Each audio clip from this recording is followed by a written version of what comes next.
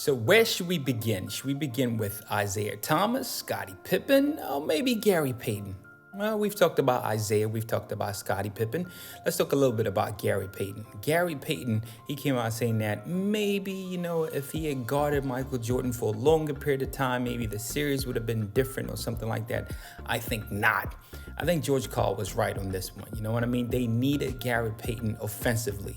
Not too many players on that team could do what Gary could do offensively. Defensively, yes, they did have a couple of people that could actually play as close as to what Gary Payton can actually provide for them defensively, but nobody could come 70% close to what Gary Payton was doing for them offensively. So I think George Karl was right on that one. This was a defensive series. We saw that only about 2 games went over 100. Defensively, they needed that. So it was grind. And they couldn't afford to have Gary Payton grind it out with Michael Jordan. The Bulls just had too much firepower. You try to do that with Michael Jordan. And this is not like Michael Jordan is unstoppable. But no, they had the triangle. And you're talking about Ron Harper. You're talking about Scottie Pippen. You're talking about Bushler and all of them. All of them can score, can shoot. I'm not saying that, Bushler could. But bringing up the ball, they had enough players that could actually do that. I'm talking about the Bulls. But then when you look at the Sonics, they just didn't have that. And then, defensively, on the other side, you're talking about one of the stingiest, if not the stingiest team at that particular time. All time, the Chicago Bulls, Ron Harper, Dennis Rodman, Michael Jordan, Scottie Pippen. So who are you going to have bring up the ball? Sean Kemp? Come on. All right, so I give this one. I think, Gary, you're wrong on this one. And I know a lot of people are saying Gary maybe is right and blah, blah, blah. He was 9 times first team, defensive team. I mean, BS, total BS.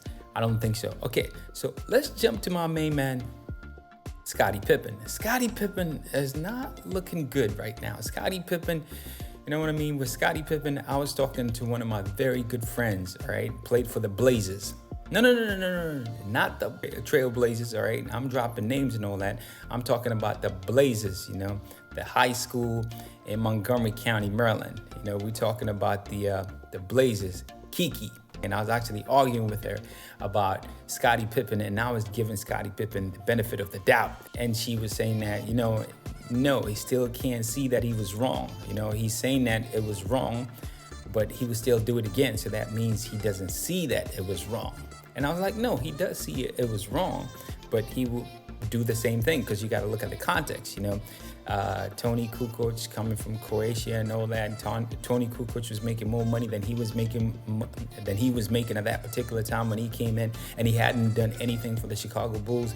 And even though, he did have the contract and all that, but he wanted to renegotiate his contract and everything, and they wouldn't allow him. And then, just how he feels about Tony, what they did with Tony and all that. And here's Phil Jackson. This is the moment. Michael Jordan is not there. It's supposed to be his moment. And then giving that moment to Tony Kukoc. I mean, I understand, and he understands he was wrong about that move.